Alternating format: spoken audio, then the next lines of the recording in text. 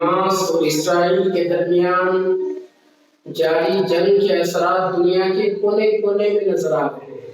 اسی سلسلے میں امریکی ریاست ایلینوائے میں ایک دل دہلا دینے والا واقعہ سامنے آیا، جہاں ایک 70 سالہ شخص نے خاتون اور اس کے بیٹے پر ایک بار نہیں بلکہ درجنوں بار چاقو سے حملہ کیا۔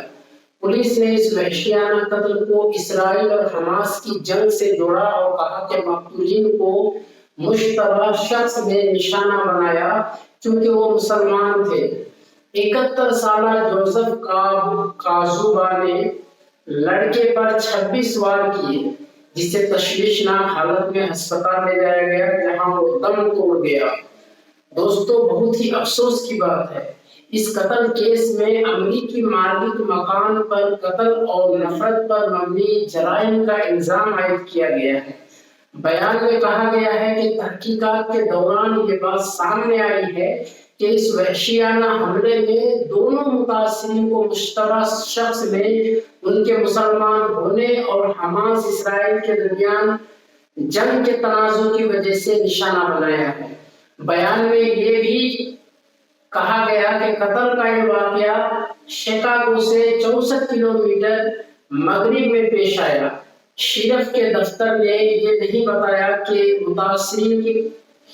متاثرین کی قومیتیں کیا ہیں، لیکن امریکی اسلامی تعلقات کی کونسل کے شکاگو کے دفتر نے بچے کو فلسطینی نژاد امریکی بتایا۔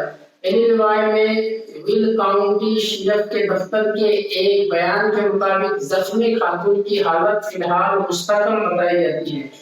اسرائیل نے ایک ہفتہ قبل حماس کے خلاف جنگ کا اعلان کیا تھا۔ اس کے ایک دن بعد جب فلسطینی تنظیم نے بھاری قلعہ بند سرحد کو توڑا اور 1400 سے زائد افراد کو گولی مار کر چھرا گھونپ دیا اور جلایا، اس مسلسل بمباری نے جس کے بعد محلوں کو تباہ کر دیا اور غزہ کی پٹی میں کم از کم 2670 افراد ہلاک ہوئے، جن میں اکثریت عام شہریوں کی تھی۔ دوستو، اس بچے کے بارے میں یہ خبر دل دہلا دیا۔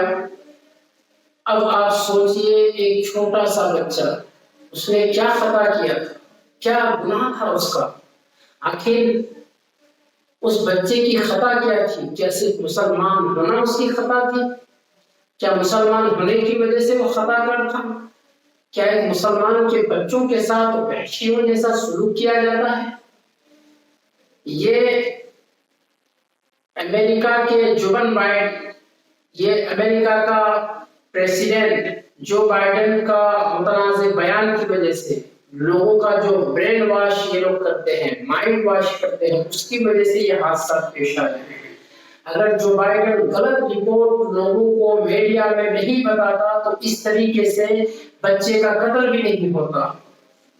کیونکہ اس سے پہلے آپ دیکھیں، جو بائیڈن نے جو نیوز میں رپورٹ میں اپنا ایک بیان دیا تھا کہ اسرائیل کے بچوں کا گلا کاٹا جا رہا ہے، اتنے بچوں کا گلا کاٹ دیا حماس نے، فلسطینیوں نے، تو پھر امریکہ میں ایک آگ پھیل گئی، نفرت کی آگ مسلمانوں کے تعلق سے، اور پھر یہ واقعہ اس کے فوراً بعد پیش آیا۔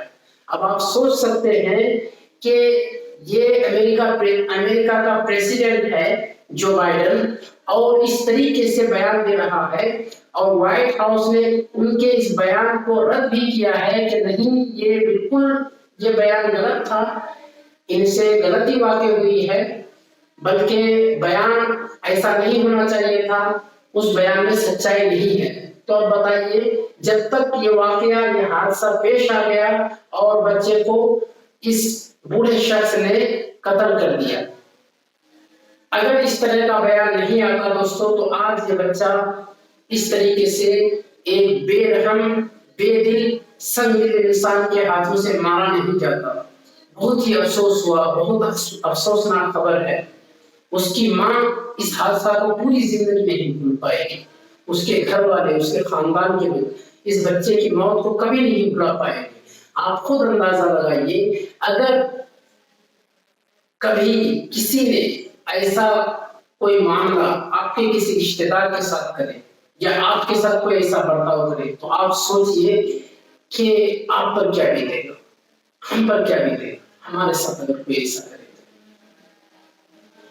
ایک خوف اور ہراس کا ماحول پوری دنیا میں قائم ہو چکی ہے۔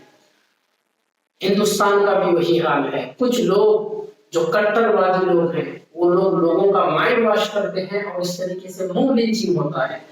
یہ واقعہ امریکہ میں پیش آیا، لیکن ہمارے ہندوستان میں تو آئے بھی اس طرح کے واقعات رونما ہوتے رہتے ہیں۔